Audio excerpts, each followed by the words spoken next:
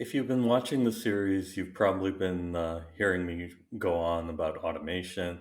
You may have heard me go on about the value of notebooks. But the fact is, new things happen. So, what do you do in that case? So, what you do if you've got Shoreline is that we provide fleet wide debugging and repair. So, you're not going to give that capability to everyone, but it's way better to be able to run a command across all your boxes and get the response and then decide whether to do a second command that gives you more detail or go in a different direction. What you would do to debug an individual box, but you're debugging a fleet instead in about the same time. And so that's really powerful. And there are a lot of things that you can do in those models that you couldn't possibly do through dashboards. I remember once at AWS, there was a large scale event, and it turned out to be due to a BIOS upgrade that EC2 had done. Now, there's no way I'm going to be having a log file for BIOS upgrades or have a dashboard for BIOS upgrades or things of that nature.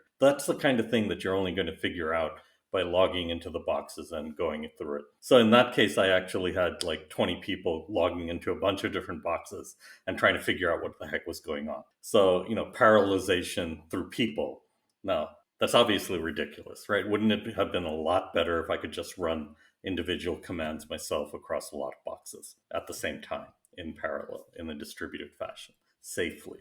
So that's what our debugging and repair, work does. And it actually sits underneath everything that we do at Shoreline in this parallel distributed execution framework. In a lot of ways, Shoreline's the product I wished I'd had at AWS when running a bunch of services over there. In the comments, let me know if you've ever had occasion to do fleet-wide debugging and be able to use this capability. I'd love to learn.